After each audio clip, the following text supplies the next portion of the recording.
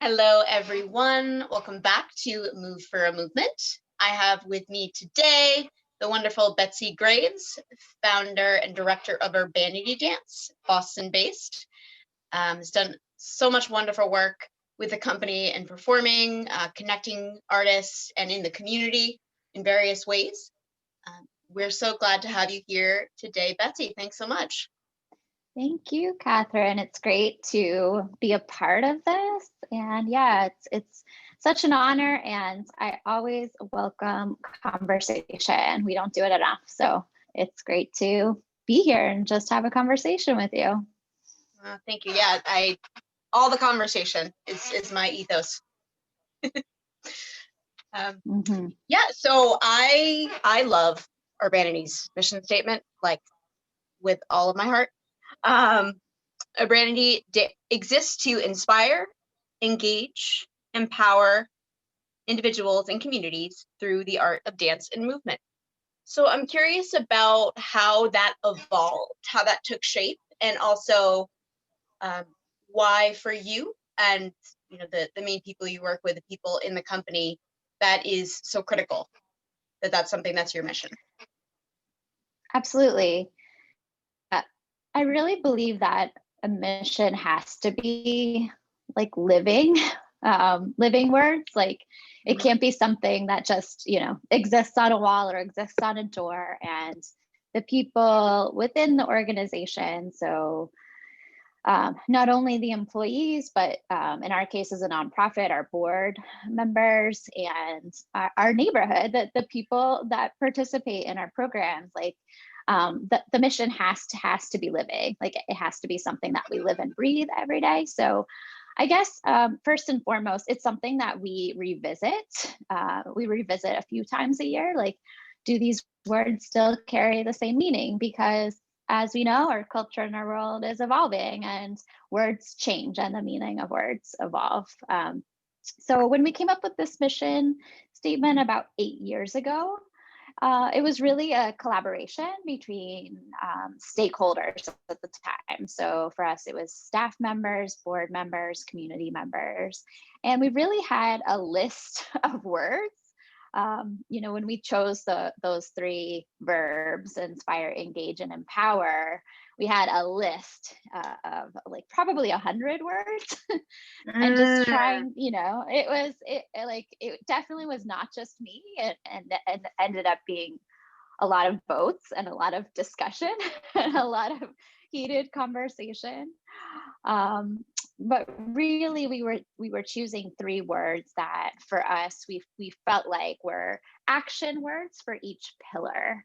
And at Urbanity we try to think about our large organization or larger organization, meaning there are a lot of tributaries, there are a lot of programs at Urbanity. So we try to break it down into these three pillars, which for us is company, meaning our professional company, our school, which is really our in-studio programming and 3 studios in Boston, and then community, which for us is really it's not all, but it's mostly out of studio. And really everything is community. But for us, this is really where we focus on access and opportunity. And really. So when we think about inspire, we're really thinking about our company pillar in particular, and thinking about the performances that we wanted really to dig into, and thinking about our shows. We collaborate with young audiences, and we have a lot of shows actually for children, and we focus on youth, and we focus on the message. How are people going to leave? If we can change the heart or mind in a positive way of one person, then we've done our job. So how are we inspiring? Engage, we were really thinking about our school. How are we engage, right? How are we engaging our students?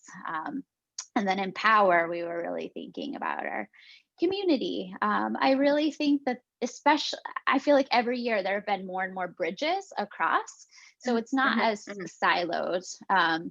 But we're really thinking about the three pillars. But yeah, words change. And so it's important that we continue to have these conversations. Are these 3 words relevant? How should they change? How should the way that we think about them change?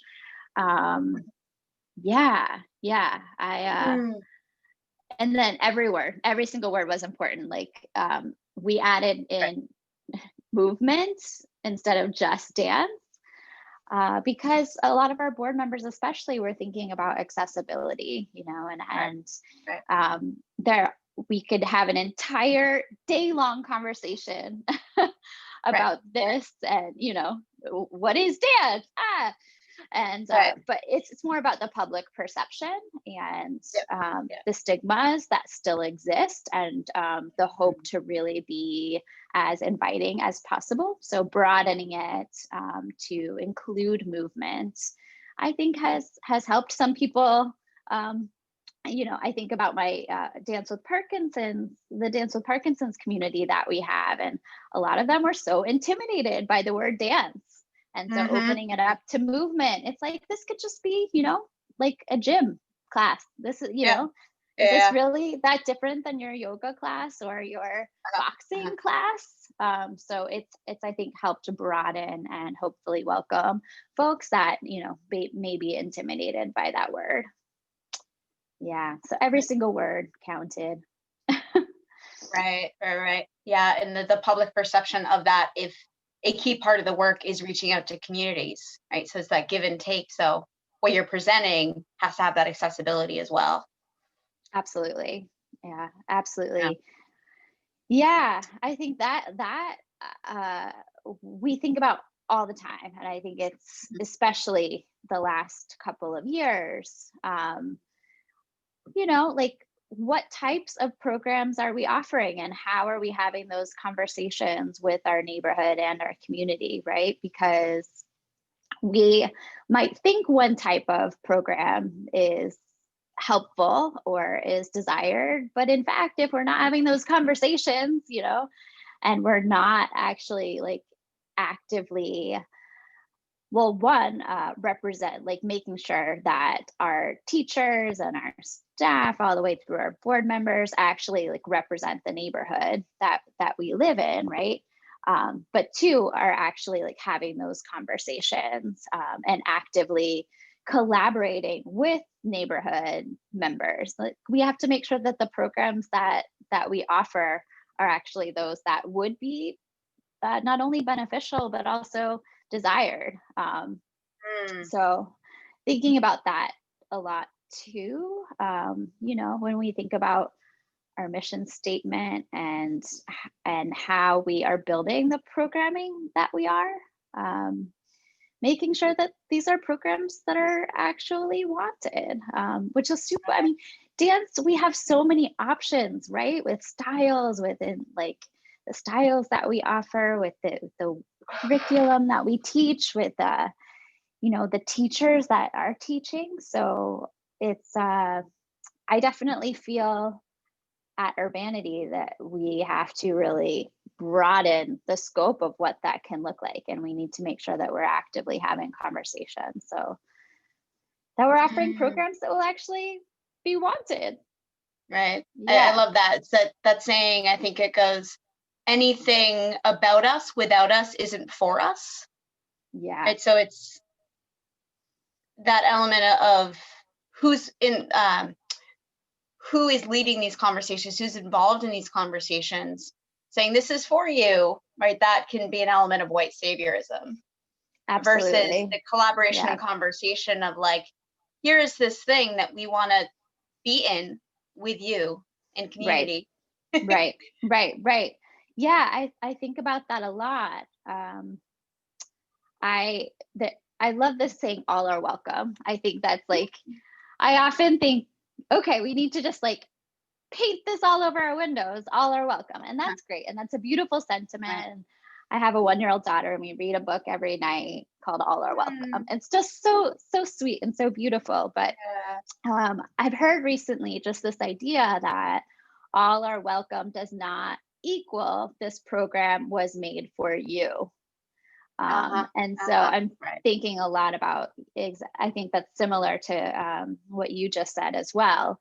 Like Right. all are welcome. It's a beautiful, beautiful idea, but it's different than saying this program was specifically built with you in mind. And I think at Urbanity, we're really trying to do the latter more, Mhm. in Right. addition to, I would say, the former right Right. now. Right. Beautiful. I was curious also, you spoke about those three pillars, sort of branches of what the company does, starting to intersect more and being less siloed. I'm curious if you have examples that you can describe of Yeah. instances when the three have come together and the impact you've seen that have. Yeah, absolutely. Well, there are lots of examples. So our professional company, we produce, I guess, in a non-COVID year, we would produce about five shows a year. Mhm. And those shows are not just, in a proscenium style theater. We often do all kinds of like dance crawls. So really activating the neighborhood, activating spaces, involving creators in our neighborhood. And we do a lot of shows for youth. So that is really like, is this the company pillar or is this community pillar? And a lot of those programs also have an education component, whether we're offering like some movement workshop in addition to, or whether there's a before and after conversation. So that's hard to put in a bucket, and that's kind of beautiful, those blurred lines, I think. Mm. And yeah, like lots of other examples. I'm thinking about, we had a great example. One student for us, we're actively involved in Boston Public Schools, and one of our students who learned about urbanity through, this was during the day, she ended up getting credit for dance through urbanity, and she really just like latched on to dance right away. And after the program was over, it was like, well, the students could only take dance once. And this was someone I think who would have continued to take it. She was a sophomore, so had 2 more years. And Right. we were like, of course, come to our school. We'll figure out a way for you to get there, so transportation. She was at Charlestown High, had to get into Boston. And also, and making sure that there was absolutely like no cost inhibition as well. And so she then like became one of our students that I think she ended up graduating her senior year, taking the most classes possible and assisting a lot of classes. And now she's in college and like interested in having like movement be a part of her world. And a lot of our students in the school perform in company productions.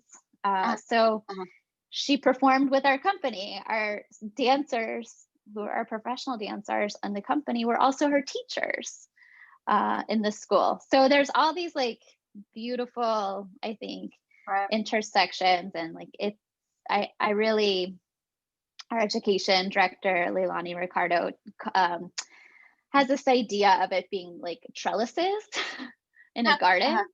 And really making sure that it's like not just one or two bridges, but it's all just like ivy that's growing, and it's a beautiful image. So I think in all that we do, it's really important that we're not just siloed, because we have the benefit of this multi-pronged, more holistic approach, I think. Yeah. It's also thinking about how your dancers, you have them teach in the school, if I'm remembering correctly. Yeah. And I think that besides giving them work, right, which dancers, rather than having to work at a Starbucks, it's something that they have that skill set and that passion, right, because they are professional dancers. But I feel like it keeps dancers grounded, right? In versus like the beautiful leaps and the fancy stage with the lighting. It's like this is the essence of bringing it back to the people, like Alvin Ailey would say, right? Yeah. So I think that's a beautiful effect that can have. Do you think that you've seen that take shape in a way? Yeah, absolutely. When we have auditions for dancers, I really like to find out about who the dancer is besides just what they performed physically in a space. So Right. it's really important, I think, especially because most of our dancers have actually moved to Boston from somewhere else, and I really try as best I can, like, can we or can our community, can Boston support this person in this life change? And really having honest conversations about what that looks like. I think transparency is important. And I think what's been interesting is some incredible dancers do not want to teach. They don't really they aren't interested in it. Maybe they are interested in certain aspects. But it's been, I think, really important not to force teaching in a certain way to dancers, and for that to really be a conversation. And maybe some dancers are interested but don't have that experience yet. And so I find that great professional dancers aren't always the best teachers, and it's different skill sets. And we also need to make sure we're providing continuing education and opportunities to really nurture both of those skill sets if someone's interested in both. But it's been important, I think, for me. Every dancer at Urbanity is absolutely a creator. That is something that's important. And as we know, being a teacher is a creative act. So they are all creators, but it's been really important for me to think about options and think about, how are you going to make this career sustainable? How are you going to really have those conversations? Urbanity, we can provide this amount of money and really provide the resources. We have connections to housing options to make sure that we're setting our dancer up so that they can live a healthy lifestyle, which I think there's this idea of this dancer who's working super hard and on the street, and I think we need to, if we're going to hire dancers, really have those conversations. How can we help you? How can we support you holistically as you are accepting this job? And it's not just money. It's really about mental health. It's about connection. It's about finding that community. How do we fully support this, the entire human? And so I think we think about that. I hope we do with all of our employees. But yeah, it's definitely not an easy road. So I think just having those conversations, transparency, and being as supportive as possible, and fighting for artists, fighting to center artists. And sometimes that means staying up a little bit later and looking for grants, or working super hard on our development goals so that we can afford to pay people a fair wage. Yeah, it matters. It's really important. Appreciate that. So you mentioned the early, I think, Dancer Parkinsons. You mentioned that, and you also teach in the early childhood program, if I'm remembering correctly. Yeah. So I'm curious about what roughly the structure of that and the sort of flavor and tenor and the approach that Urbanity takes, because that's sort of not a new thing with companies, right? A lot of companies have those outreach programs, but I'm wondering about what the sort of unique approach Urbanity takes and the impact that you've seen it have, if you have any examples of that you could share with either program, either or both. Yeah. The Dance with Parkinson's program at Urbanity is something that's very close to my heart. I started it it was like 2012, 2013. So it's been about 7 or 8 years now. And I first saw the program, actually, it was like a PBS special online. And they were really highlighting the work that David Leventhal was doing at Mark Morris in Brooklyn. And I just believe in my heart of hearts that like dance is medicine and dance can heal, and dance is for everyone. And I felt like there were there are a lot of gaps in Boston.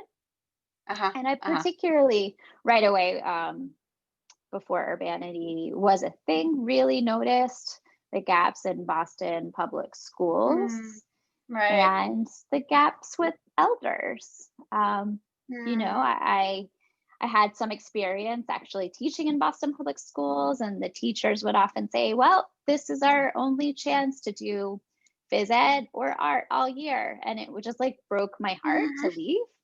And then learning, and then learning more about like, there were some grant opportunities in Boston, but the dance companies weren't taking advantage. Maybe they didn't know about the opportunities, but it was mostly music and visual arts that were really taking advantage of these general, like broader arts and education grants. So that was one like glaring gap. And then, it just also thinking about our elders and our seniors. And so when I saw this program at Mark Morris, I thought it was brilliant because the science and the data really showed that dance really increased the quality of life for people with Parkinson's. And I started researching right away, like what exists in Boston. And there wasn't anything in Boston, like the city of Boston.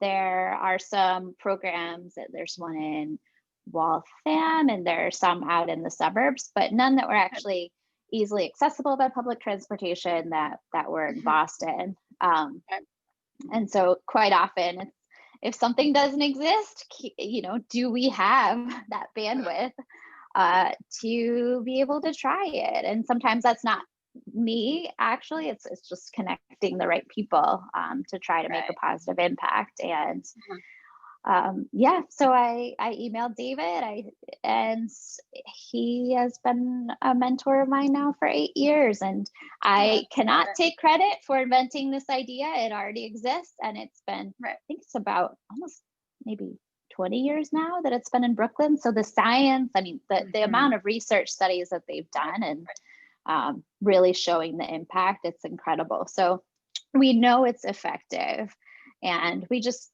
knew that it didn't exist in Boston. So that it's a really remarkable program. The entire curriculum is really built around, thinking what are the symptoms. There's about 20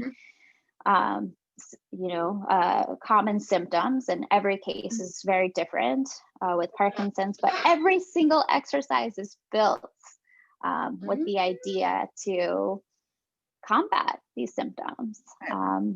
And what is a progressive disease, a lot of times the movements, I've had physical therapists say to me, wow, that's the best prescription I ever wrote.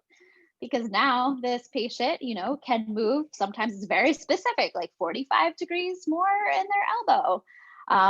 And it's hard to attribute it specifically to dance, but if that's one of the only things that has changed, that's really remarkable. So whether it's something like that, or just improving someone's quality of life, or what I think is actually honestly one of the most beneficial things, especially during COVID, is just having a community and having a community that's like, this is Uh-huh. not Uh-huh. dance therapy. This is not therapy. This is just coming together for a dance class, and it's fun.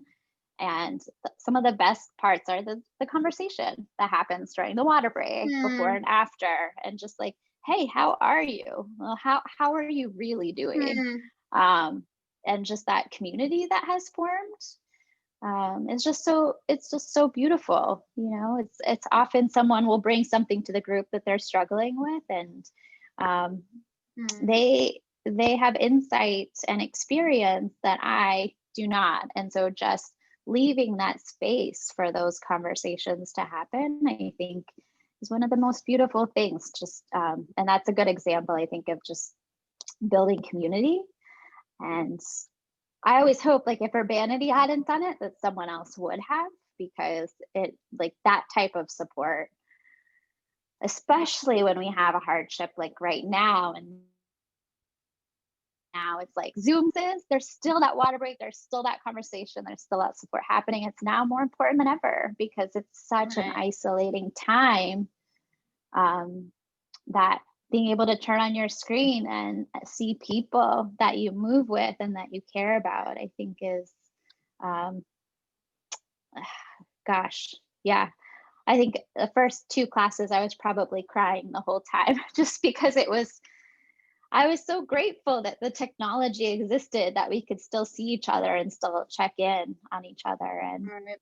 still, there are still even new people that are coming, Hmm. and maybe people that could not have found a way to come into Boston are able to just beam in on Zoom. And so Hmm. the community in some ways has expanded beyond just the Boston folks. Hmm. I love it. Yeah, it's interesting. I think the human capacity to heal when in community with others, moving, like you said, movement is medicine, because that is one of maybe the most elemental human things we can do, move Mm-hmm. in community with others. Right? Mm-hmm. But in this day and age, we need to prove that to insurance companies. Like, we got to have that data, right? So that's so Yeah. heartening to hear that data is there. I mean, it's frustrating in a way that, like, we know it works, but we got to prove it. Mm-hmm. Yeah, I love it. Yeah. Yeah. It's yeah, the data is building, let's say, Mhm. especially for this Mhm. program. And yeah, measuring impact is something that we really like continue to try to dig into. And yeah, I know it's not just a challenge for dance as a nonprofit. It's a challenge for nonprofits Right, altogether, right. when we think about measuring impact and we think about the data that backs that up. But yeah, there's a new program that Mass Cultural Council is sponsoring, called Culture RX. And the idea is it's a cultural prescription, which is really incredible. I think there are about 12 different arts institutions that received grant funding, Urbanity being one of them, across Massachusetts. And the idea is that providers can actually write a prescription for their patients for this art form. And then the cultural organization actually gets the funds from that prescription, and the patient, um, and hopefully now community member, uh, actually benefits. So I think it's a really exciting. I hope that there are more programs like this. Like we're thinking about, yeah, medicine, and again, this like holistic way that arts is on the table as a possible, if it's not the primary solution, it's a part of the holistic healing. So yeah, it's an exciting idea that I hope more funders pick up. Love it. That's so great to hear about that program, that's happening. I'm learning about it just now. Yeah, Thank you for educating us. Um, yeah, and I think I was also thinking about, you're speaking about the gaps in Boston, and Boston is this unique animal, I feel like, socially and politically, like so progressive in many ways, and all these like forward thinking ideas with all the universities and all the research happening. But there's also this puritanical kind of ethos that resonates through, right? Has resonated through the ages. Mm-hmm. And you see the sort of tensions there.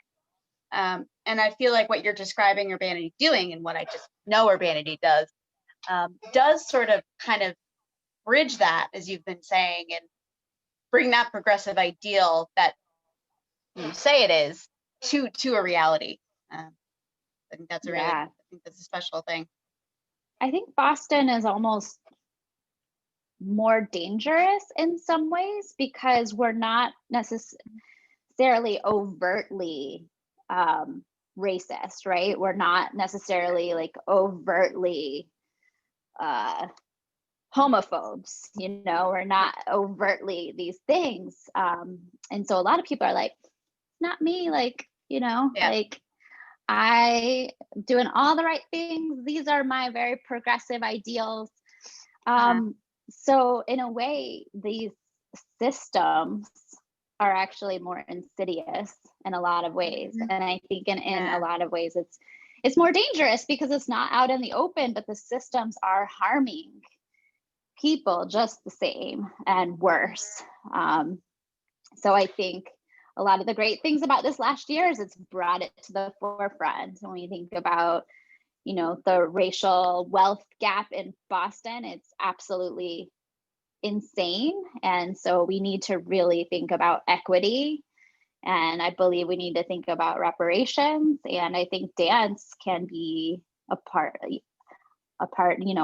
in my dream, like we are on the front lines, we are on the forefront of solutions that can work. So yeah, you're right, Boston has these a lot of people are like, yeah, it's super liberal, super progressive here.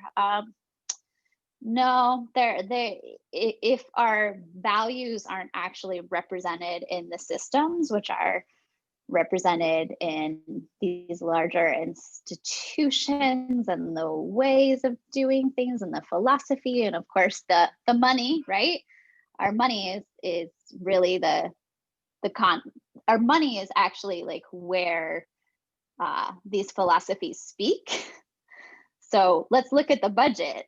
And is the budget actually this social contract that we, and this ideal that we're striving for? And if not, we need to totally reevaluate where funds are going. Where are the taxes that we pay? Like where is that actually going? And so I really hope that dance can be on the forefront of what a solution looks like. Because we know, as you said, like dance is the most human act you can possibly do. It's in community. It is physical. It is mental. It is spiritual. It is connecting. And so we have this opportunity. We really can't be siloed when you're dancing next to someone who's totally different than you. Like that shared experience breaks down every type of armor you could possibly imagine. So I continue to think that dance can really pave the way for what harmony could look like, for what empathy can, empathy for your neighbor, empathy for someone who isn't in your circle, empathy, what that can look like. Thank you for bringing that forward. By the literal data in terms of, like you're saying, the racial wealth gap and housing and life expectancy. Representative Presley will always talk about how, going from Cambridge to Roxbury, the life expectancy literally drops. I think it's like 30 years, and it's just like your head just goes. And yes, we need to make sure people have food, housing, job, like these things that are fundamental human rights. Right? but to change hearts and minds, and for quality of life, to add color to life, access to the arts, right? That being a part of equity, and dance being part of that, which you brought forward, I think is so important. I always think about this research I've heard. I just heard it sort of tangentially on a podcast, and I want to like dig into it a little bit more, that art and story and narrative has this unique ability to break down barriers because of the metaphor it's wrapped in, right? Like it can break down these walls that could be like, this is what I believe, and these are my defenses. But when you tell a story, getting to the heartstrings in a way, this like kind of back door into seeing the humanity of another person and getting at that empathy. And dance, like activating those mirror neurons, like I don't think there's anything more powerful for that, right? Yeah. I think the antidote really to fear, I think what we're really talking about a lot is fear, is love, right? And it's acceptance, and it's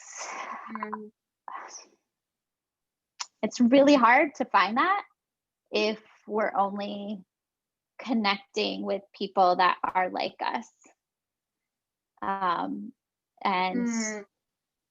if we're only connecting with individuals who have the same life experience as us, who speak the same languages that we do, who look the same as we do, have the same or similar physical capacities that we do, we're really missing out on the larger capacity of what it means to be human. And when I think about like some relatives that I have that maybe never met people that like had a different religion than them, or were from a different country of origin than them. And so what is the narrative that they're being fed? If are we watching a certain news channel that kind of is an echo chamber for othering people, which is then causing fear, right? So yeah, dance like is a superpower, really. It's a superpower. I think in some ways the internet has a lot of potential there as well to physically knock down what could have just like physically separated people. Now we're connected in a way globally, but we don't have that filter of right, what is actually an actual human and what's not. And so there isn't that filter of accuracy. But dance is like, we're here, this is us, we're human. And I really do think sometimes almost Pollyanna, but but I'm gonna keep at it. I hope that for the next however many years I am lucky enough to live, that I still feel this way. I feel that dance is a superpower, and we can combat that fear. So yeah, I guess in my experience at Urbanity and in my life experience, I see that fear is super evil, and the opposite of this is love. And how do we do that?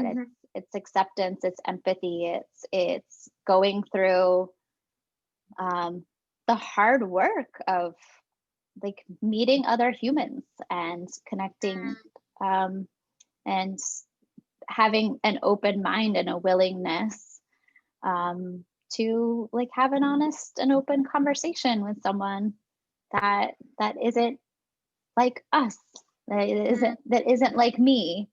And in my experience, when I have those conversations, my heart opens, and we can have those conversations through movement, then we're not inhibited by a lot of other things. Like we're not like language, right? We can only have so many conversations there with body language. And when we're dancing, I have witnessed, like you said, those mirror neurons. I have witnessed those moments of, I understand you, that transcends verbal language. And that like just opens like a small window, I think, in someone's, perception of other, and in someone's, hopefully in their heart, just opening those windows. So like, how do we find, especially right now, when there's been so much divide and so much fear that's just been stoked politically, how do we be those, how do we kind of like be those, trying to think of the right word, because of course I want to use those fairies of light, right? But I think, I think we have an obligation and a responsibility as artists to share and to really like find those windows. And how can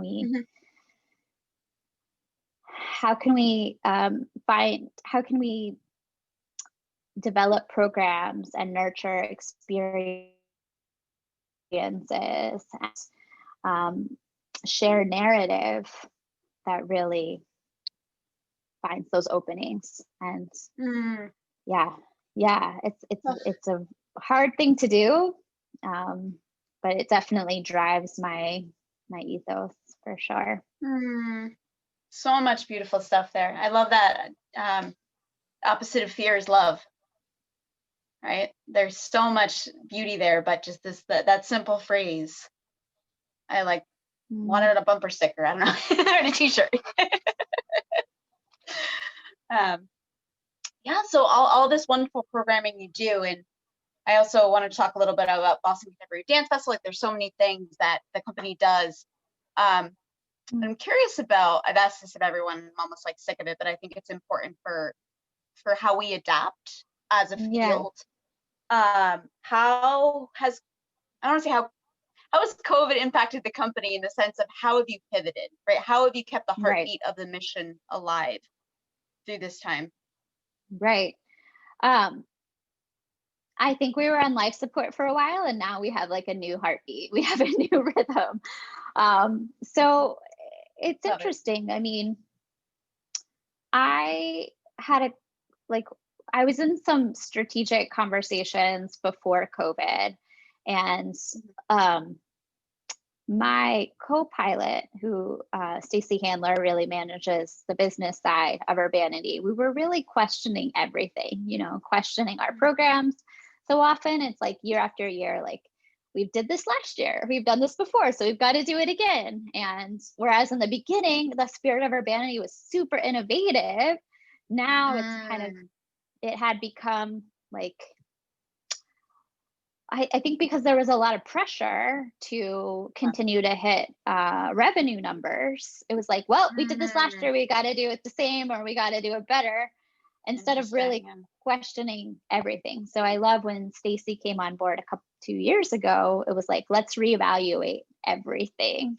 And there was a lot of pushback, I think, because some of our highest grossing programs, it was always felt like, well, if we didn't have this program, like we wouldn't exist. We wouldn't be able to make it. And so when we had this conversation, it was like, well, this is a great idea, but I don't know how we can possibly do this. Like, how can we possibly do this? And so then a couple weeks later, COVID hit and literally forced us to like pretty much a lot of things, kind of like burned down. And now I kind of feel like we're the Phoenix in a way. So Our revenue has dropped by more than 50%. We, as an organization, had about 85% earned revenue. So a lot of our revenue that we made was from our education programs, from our school, from our summer intensive, and all of the different programs within the school. And so having that earned revenue, I mean, some people are interested in online classes, but as we talked about, this human nature of dance, not everyone is going to be doing that. A lot of people are trying to escape their device when they come to dance class. Right. Yeah, so it's just not quite, it's I think no shocker that we've had a 50% drop, you know, in earned revenue. Right.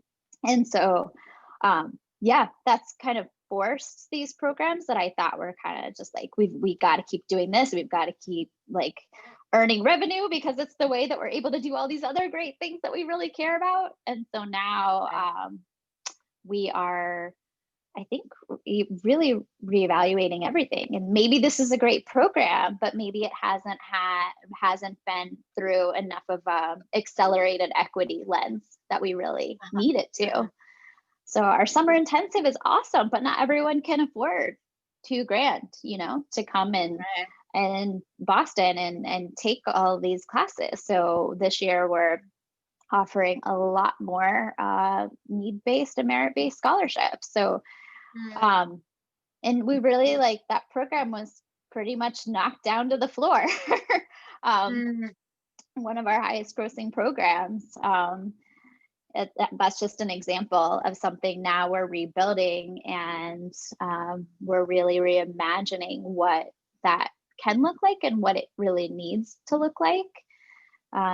So it's exciting in a way, it's scary because I want Urbanity to continue to make it to the other side. And so this idea of not having the revenue structure that we knew is in the same way is scary, but we have the best team possible to reimagine what that can look like. So what it means is like we really need to think more about our development revenue. So the donations and the funding that we're receiving from foundations, grants, government, we need to find ways to really like receive more funding there, I think, in order to continue to offer the programs that we do. So yeah, I mean, we definitely zoomed in on our mission. Thinking about our mission is like, is this program really inspiring, engaging, and empowering individuals and communities through the art of movement? Is it? And I think everything really needed to be looked at. You know, is it high mission? Is it high revenue? Ideally, it's high mission, and maybe it falls somewhere in between, but it shouldn't necessarily just be high revenue and not mission at all. We are a nonprofit, and this mission is on our door. And so it's given us a little more freedom to look, like, let's look all around, and, you know, is every single program fulfilling our mission or striving to?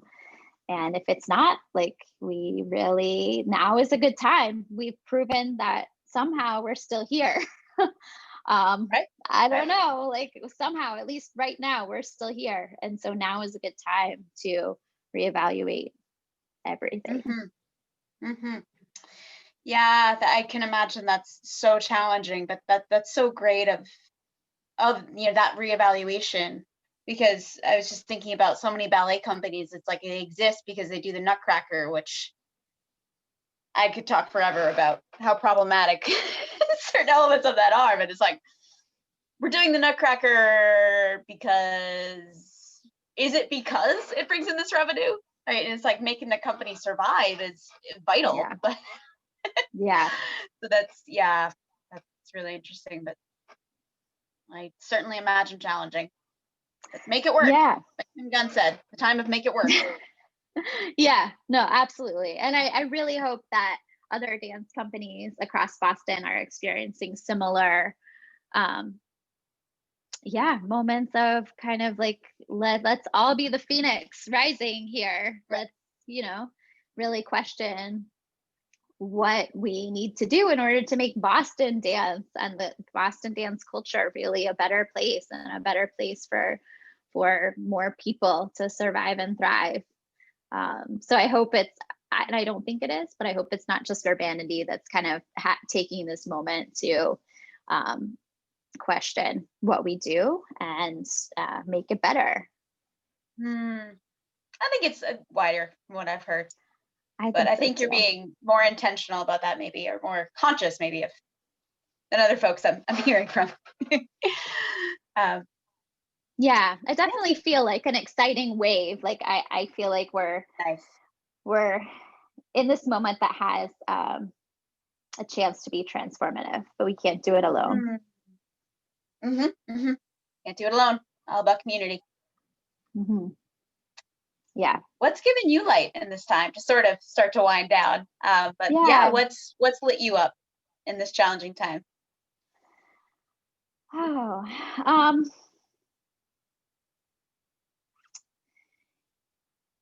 I think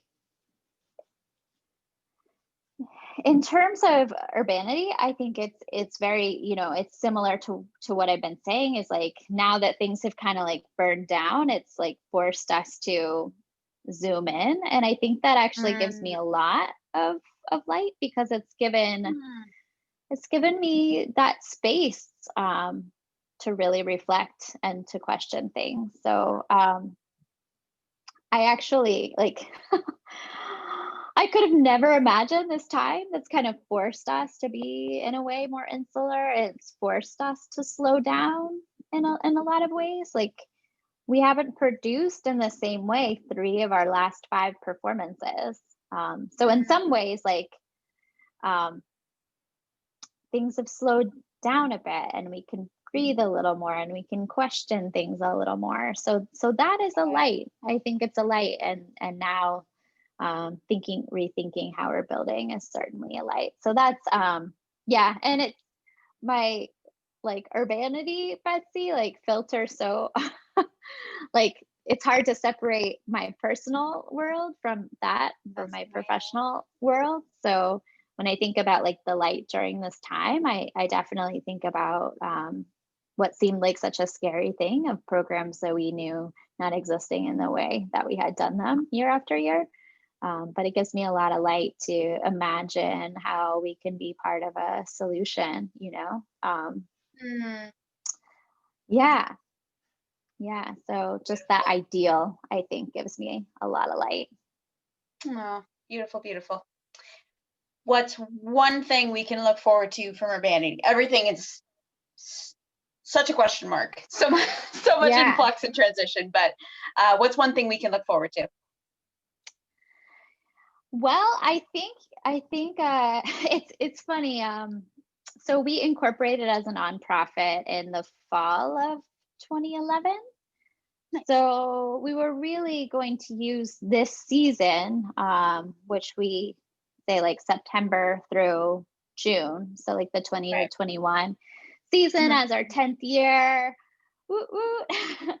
And because of COVID, we have postponed that, thinking that, it's fall of 2011 that we incorporated as a nonprofit. So we're really going to be thinking about it starting next fall as our 10-year celebration. And so I think along with that, we really want to, again, like, we're rethinking everything. So strategic planning, having a lot of conversations. And I think a lot of those conversations, like, how can we best support not only those people who might currently call Urbanity their family, but how are we supporting a larger Boston dance community? And I think, part of that is looking at the space we have. What resources do we have? So I think there are a lot of programs that are extra, that are going to be opportunities, artist opportunities, and, like, I think really span stylistic, genres of what dance looks like, which I think then also inevitably, when you have stylistic equity, you have equity on a lot of other fronts as well. When we think about how styles are come back to culture. So we're really thinking holistically there as well about the programs that we're developing for artists. So I'm excited. I think that Urbanity is really becoming an artist resource organization, which I think City of Boston mentioned to us last year, and we were like, huh, I guess that's what we're talking about, because I'm not really interested Betsi Graves in becoming the next Twyla Tharp anymore. Like maybe 15 years ago, if you had asked me, like maybe I was really, but now I'm actually interested in passing the torch and giving a lot of others opportunities. And I feel like that's where I feel like most fired up right now, is about like how can I create opportunities and fight for equity. And so I think when you see press releases about Urbanity's 10th year, that will be a lot of the theme, are these like strategic opportunities we're thinking about for like, yeah, how can we be a part of the acceleration of opportunities for artists and dancers in Boston, and not just those who are, you know, currently Urbanity dancers or Urbanity students, but a larger, yeah. There's, again, a lot of collaborations and a lot of conversations about like, what do artists really need? What do they desire? And how can we be a part of that support? I love it. Yeah, speaking with another person saying, you know, artists are sort of her community, and what she's seeking to do is support artists, and then they can go forth and do their work. And that can be an avenue towards that, you know, if it's for us, without us, it's not about it, right? It's avoiding that white saviorism of this is created for you, right? When you have artists go forth and do their work, can be a way to nurture communities in a way that's more dialectic, collaborative, communicative, inclusive, all that good stuff. Yeah. I think in a lot of the programs that we're developing, it's been very important for us to think about, okay, let's provide the resources, let's provide the money and the space, and however the artist chooses to use those resources, it's up to them. So there's no requirement to produce this show at this, you know, at this time. There's not we're not asking for like specifics on what is produced. So it's very much, I think, similar to like, okay, let's provide that support, and then let's give it away, and let's make sure that there's that freedom that each individual and group of artists have to use those resources that they're actually most interested in. So yeah, that's definitely a big part of how we're thinking about the next season too. Love it. I will stay tuned for sure. Yeah, we'll keep you apprised. Right. Thank you so much for your time, for sharing all your wonderful insights. Is there anything else you wanted to say that we didn't hit on before we say goodbye? Let's keep dancing Boston, and let's keep fighting for equity, and let's lead a revolution. Let's show the rest of Boston and even wider, like what solutions here can look like, and how we can use dance as an antidote to fear. We have superpowers. Let's use them. I love it. Love it. All right. Well, again, thank you so much. Thank you everyone for tuning in. Please like, subscribe, share, comment, all that good stuff. If you enjoyed, we're perhaps even moved by our conversation. And we will see you next time. Thank you. Thank you so much again, Betsi. Yeah, that was great.